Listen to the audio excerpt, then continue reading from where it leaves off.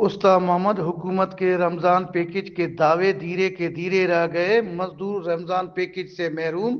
सुबह से लेकर शाम तक मछली पुल पर ठहर ठहर कर रोजगार की तलाश में, लेकिन रोजगार न मिलने पर मजदूर मायूस होकर वापस घर चले जाते हैं। मजदूरों का शदीद एहतजाज। इस मौका पर वश न्यूज से बातचीत करते हुए कहा कि असांजो रमज़ान बबर और रफ़ीक उमरानी साहब असां को इलेक्शन वठी असां हिते वोट इन्हनि खे ॾिनासीं, कटियनि हर शइ कयनि, नारा आयनि जे मज़ूर मज़ूर भाई भाई हर शइ कयोसीं। बावजूदि असांखे हितां डी सी साहब फंड ॾिनो, 100 कटो रमज़ान खे ॾिनई, 100 कटो रफ़ीक उमरानी साहब खे ॾिनई।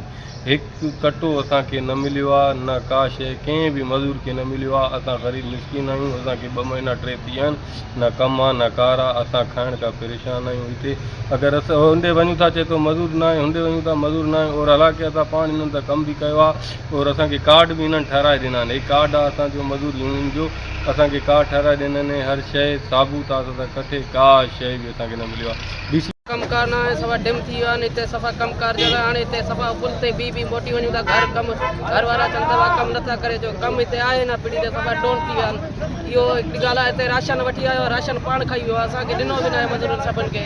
मज़दूर सभई हिते पीड़ी ते तड़पनि था। असांखे हेठि ते पीड़ी ते वेठा आहियूं, 2 महीना थिया आहिनि। हिकु ॾींहुं बि हिकु मज़दूर खे मज़दूरी न लॻो आहे। रमज़ान शरीफ़ बीठो आहे, फंड आया आहिनि असांजे सरदारनि वटि, असांजे वॾेरनि वटि, असां ग़रीबनि वटि कंहिंखे बि नथा ॾियनि। ऐं असां हिते मज़दूर सभु बेरोज़गार वेठा आहियूं।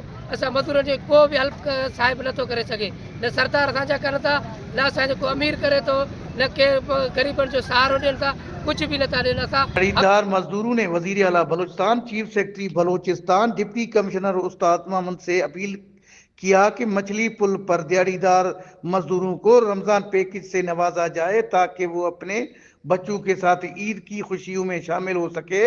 कैमरा टीम के साथ अली हसन बलोच, वश न्यूज, उस्ताद मोहम्मद, बलूचिस्तान।